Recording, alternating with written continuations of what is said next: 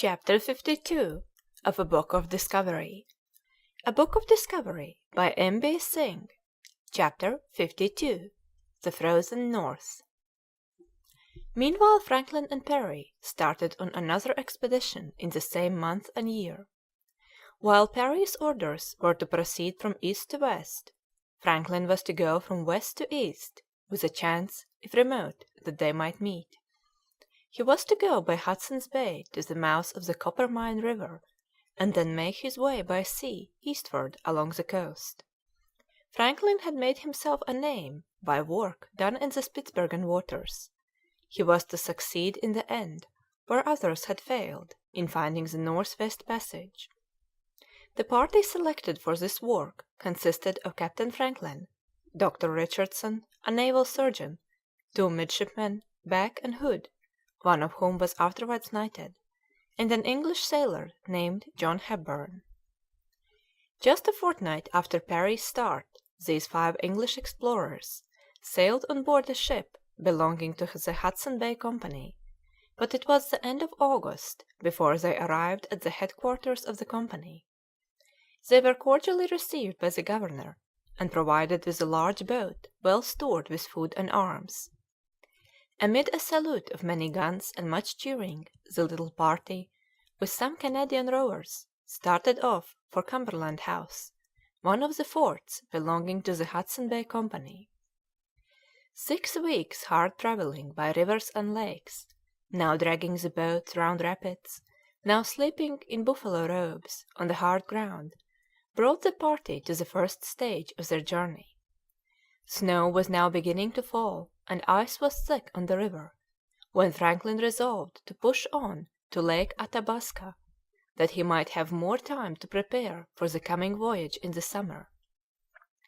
Leaving Richardson and Hood at the fort, he started off with Back and the faithful Hepburn on 18th January 1820, in the very heart of the Arctic winter. Friends at the fort had provided him with Indian snowshoes, turned up at the toes like the prow of a boat, with dog sledges, furs, leather trousers, drivers, and food for a fortnight. The snow was very deep, and the dogs found great difficulty in dragging their heavy burdens through the snow. But the record was good. A distance of 857 miles was accomplished in 68 days, with the thermometer at 50 degrees below zero. The hardships endured are very briefly recorded. Provisions becoming scarce. Dogs without food, except a little burnt leather. Night miserably cold. Tea froze in the tin pots before we could drink it. Lake Athabasca was reached on the 26th of March, and preparations for the voyage were pushed forward. 4 months later they were joined by Richardson and Hood. This morning Mr. Back and I had the sincere gratification of welcoming our long separated friends, Dr. Richardson and Mr. Hood, who arrived in perfect health with 2 canoes. This is a simple entry in Franklin's journal. Everything was now ready. Spring in these northern climates was enchanting. The trees quickly put on their leaves after the long, hard winter months, and the whole vegetable world comes forth with a luxuriance no less astonishing than agreeable. At the same time clouds of mosquitoes and stinging sandflies made the nights horrible. On 18th July the little party, in high glee, set forward in canoes rowed by Canadian boatmen, hoping to reach the Coppermine River before winter set in. But the difficulties of the way were great. Provisions were scarce. The boatmen grew discontented. Ice appeared early, and Franklin had to satisfy himself with wintering at a point 550 miles from Lake Athabasca, which he called Fort Enterprise. Here there was prospect of plenty, for large herds of reindeer were grazing along the shores of the lake, and from their flesh pemmican was made. But the winter was long and cheerless, and Franklin soon realized that there was not enough food to last through it. Though he dispatched the midshipman Black to Lake Athabasca for help. Back's journey was truly splendid. and we cannot omit his simple summary. On the 17th of March, he says, at an early hour we arrived at Fort Enterprise, having travelled about 18 miles a day. I had the pleasure of meeting my friends all in good health, after an absence of nearly 5 months, during which time I had travelled 1,104 miles on snowshoes, and had no other covering at night than a blanket and deerskin, with the thermometer frequently at 40 degrees below zero, and sometimes 2 or 3 days without tasting food. By his courage and endurance he saved the whole party at Fort Enterprise. By June the spring was sufficiently advanced to set out for the Coppermine River, and on July they reached the mouth after a tedious journey of 334 miles. The real work of exploration was now to begin, and the party embarked in 2 canoes to sail along the southern coast of the Polar Sea, with the possibility always of meeting the Parry expedition. But the poor Canadian boatmen were terrified at the sight of the sea on which they had never yet sailed, and they were with difficulty persuaded to embark. Indeed, of the 2 crews, only the 5 Englishmen had ever been on the sea, and it has been well said that this voyage along the shores of the rock-bound coast of the Arctic Sea must always take rank as one of the most daring and hazardous exploits that have ever been accomplished in the interest of geographical research. The 2 canoes hugged the icy coast as they made their way eastward, and Franklin named the bays, headlands, and islands for a distance of 555 miles, where a point he called Cape Turnagain marks his farthest limit east. Here is George IV. Coronation Gulf, studded with islands, Hood's River, Back's River, Bathurst's Inlet, named after the Secretary of State, and Parry Bay, after my friend Captain Parry, now employed in the interesting research for a north-west passage. The short season for exploration was now over. Rough weather and want of food turned them home, only half satisfied with their work. The worst part of their journey was yet to come. Perhaps never, even in the tragic history of Arctic exploration, had greater hardships been endured that Franklin and his handful of men were to endure on their homeward way. On 22nd August the party left Point Turnagain, hoping by means of their newly discovered Hood River to reach Fort Enterprise.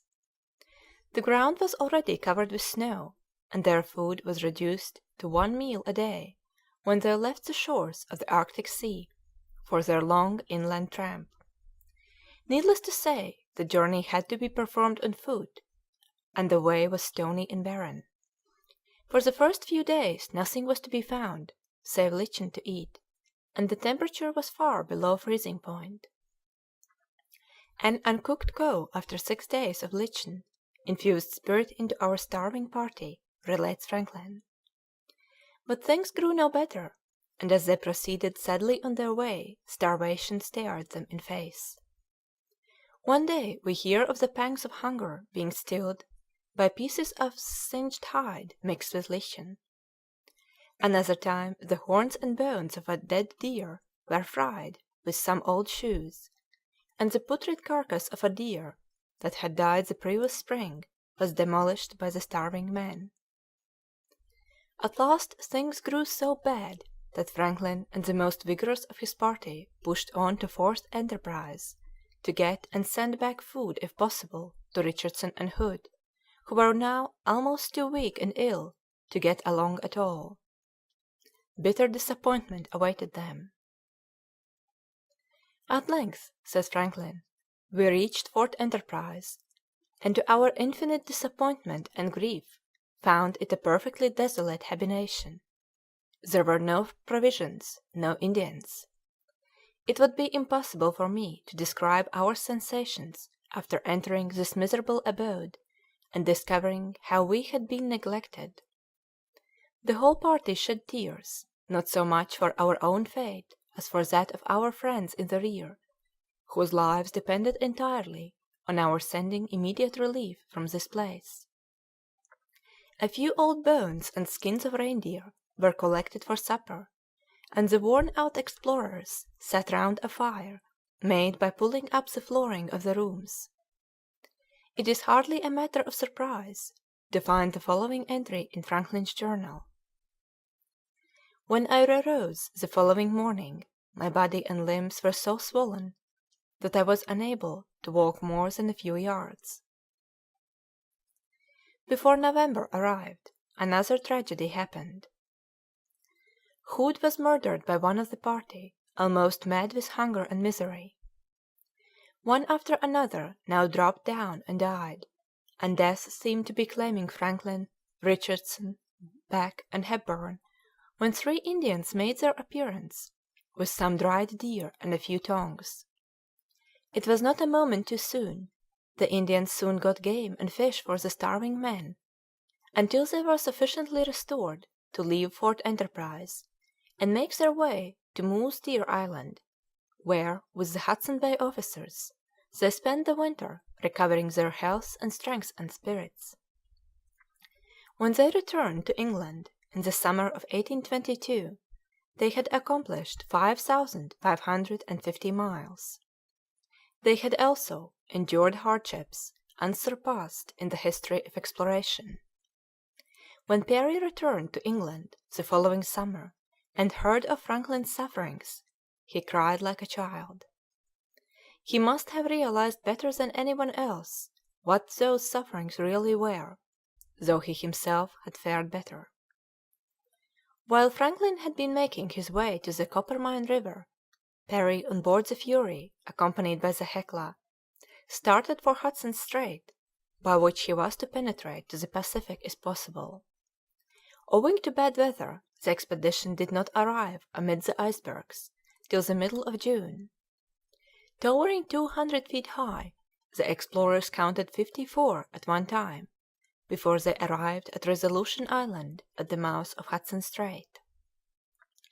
There were already plenty of well-known landmarks in the region of Hudson's Bay, and Parry soon made his way to Southampton Island and Frozen Strait, over which an angry discussion had taken place some 100 years before. He was rewarded by discovering a magnificent bay, to which he gave the name of Duke of York's Bay. The discovery, however, was one of little importance, as there was no passage. The winter was fast advancing, the navigable season was nearly over, and the explorers seemed to be only at the beginning of their work. The voyage had been dangerous, harassing, unproductive. They had advanced towards Bering Strait. They had discovered 200 leagues of North American coast, and they now prepared to spend the winter in these ice-bound regions.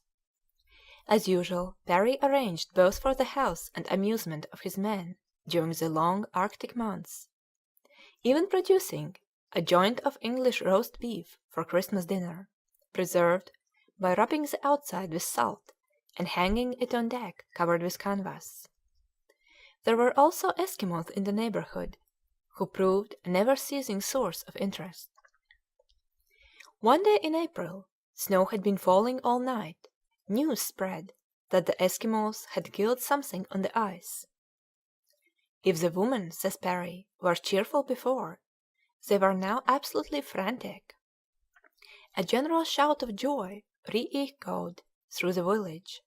They ran into each other's huts to communicate the welcome intelligence, and actually hugged one another in an ecstasy of delight. When the first burst of joy had at last subsided, the women crept one by one into the apartment where the sea horses had been conveyed. Here they obtained blubber enough to set all their lamps alight, besides a few scraps of meat for their children and themselves. Fresh cargoes were continually arriving, the principal part being brought in by the dogs and the rest by the men, who tied a thong round their waist and dragged in a portion. Every lamp was now swimming with oil, the huts exhibited a blaze of light, and never was there a scene of more joyous festivity than while the cutting up of the walruses continued. For 3 solid hours the Eskimos appeared to be eating walrus flesh. Indeed, the quantity they continued to get rid of is almost beyond belief. It was not till early in July that the ship could be moved out of their winter's dock to renew their efforts toward a passage. They were not a little helped by Eskimo charts, but old ice blocked the way, and it was the middle of August before Parry discovered the strait he called after his 2 ships, the Strait of the Fury and Hecla, between Melville Peninsula and Cockburn Island.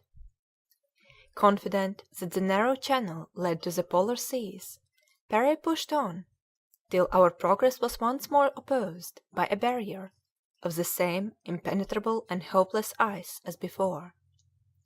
He organized land expeditions and reports. The opening of the strait into the Polar Sea was now so decided that I considered the principal object of my journey accomplished. September had come, and once more the ships were established in their winter quarters. A second month in among the ice must have been a severe trial to this little band of English explorers. But cheerfully enough they built a wall of snow 12 feet high round the Fury to keep out snowdrifts. The season was long and severe, and it was August before they could get free from ice. The prospect of a third winter in the ice could not be safely faced, and Parry resolved to get home. October found them at the Shetlands, all the bells of Lerwick being set ringing and the town illuminated with joy at the arrival of men who had been away from all civilization for 27 months. On 14th November 1828 the expedition arrived home in England. Still the restless explorer was longing to be off again. He was still fascinated by the mysteries of the Arctic regions, but on his third voyage we need not follow him, for the results were of no great importance. The Fury was wrecked among the ice in Prince Regent's Islet, and the whole party had to return on board the Hecla in 1825. End of chapter 52.